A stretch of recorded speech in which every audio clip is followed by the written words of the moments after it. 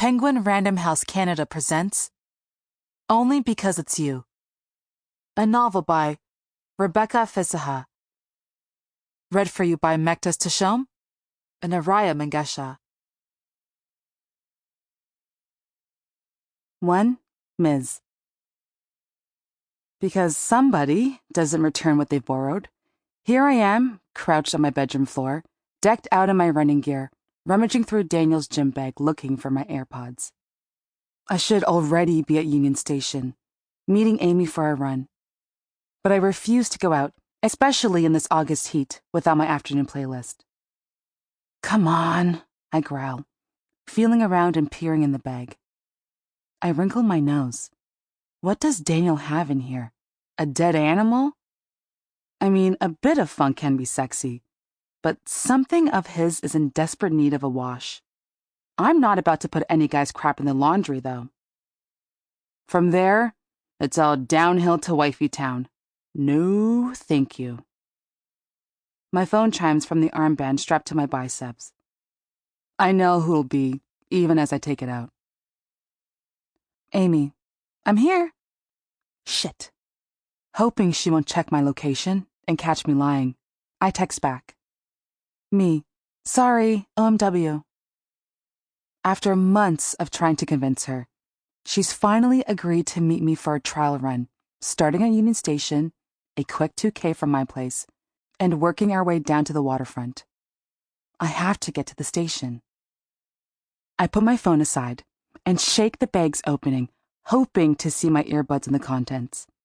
Instead, a small black box tumbles into view. I reach for the velvet cube and flip it open without a thought.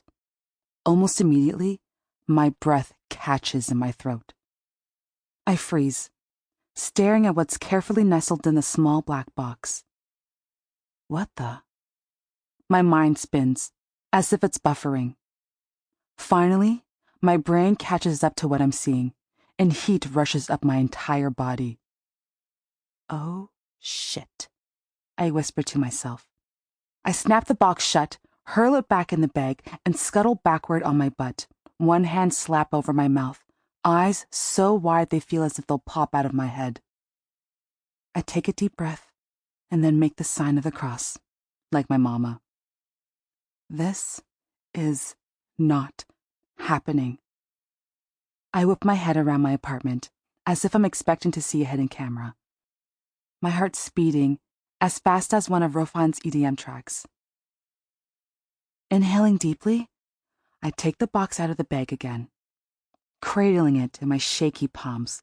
Summoning all my courage, I lift the lid of the box by a teensy fraction. My heart sinks. Nope, it's still an engagement ring. With a sigh, I open the lid fully. Undeniable, it's an engagement ring. A 1-carat square-cut diamond, sparkling in the golden late afternoon sunlight. I grip the box, in breathless awe at the ring's almost holy artistry. I collapse in on myself as the shining proof that Daniel wants to marry me hits me like a ton of bricks. The question is, why? It's the same question that I'd had when I was 14, and I'd spotted Dad's wedding ring still on his finger, for reasons unexplained. And when I'd found Mom's rolling around in the back of her bathroom drawer 2 years later. As I stare at the glittering ring, panic starts to shorten my breath and I begin feeling lightheaded. I close my eyes and try to focus on breathing. Inhale, 2, 3, 4. Hold, 2, 3, 4. Exhale, 3, 2, 1. Woosah. Then, as if I'm handling a grenade, I stand up and gently place the open box on my dresser. Tiptoeing backward, I pick up my phone and sink down on the edge of my ancient, back pain-inducing mattress. First things first. Amy. Me. I'm going to be late. Warm up without me. I'll catch up. Then, I put my phone on silent. Figuring out my next steps will require complete concentration. I march out from my bedroom to the living room's floor-to-ceiling windows. and looked down at the spot where Daniel usually parks. He's supposed to come over tonight to celebrate the sale of his biggest property to date.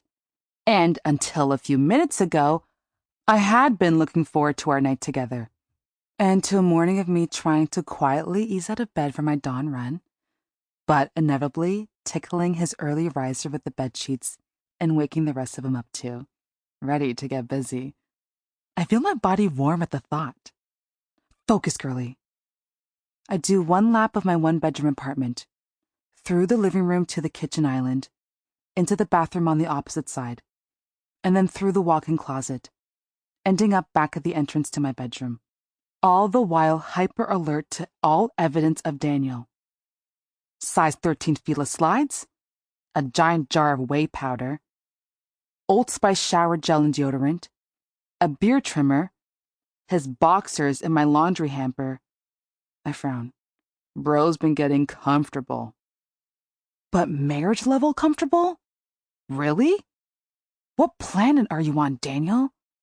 I mutter as I grab my headband and shove it on my head, messing up my side plates. To say that Daniel and I have never talked about marriage, or any other major life subject, would be an overstatement. Talking isn't our priority when we hook up. Hooking up is. Who tries to marry a one-night stand? I ask nobody, adjusting the straps of my racerback tank that feels suddenly too tight. I walk over to Daniel's bag and kick it. But I know that this is my fault. I got greedy. I ignore the terms and conditions of a one-night stand, which are right in its name, one night. Instead, I let that one night repeat for the better part of 2 years. On again, off again, on again. And here I am now, freaking out because my one-night stand bought me an engagement ring? I groan. Now what do I do? Think, miss, think, I squeak, pressing the heels of my hands into my eyes. I must contain the situation. But how? I squat low until I end up on the floor again, legs wide and flop forward, leaning on my elbows. I almost laugh. I'm so stressed I'm stretching. Cal would be proud. It does relieve the knot in my back that's formed from just that half minute of sitting on my mattress a moment ago.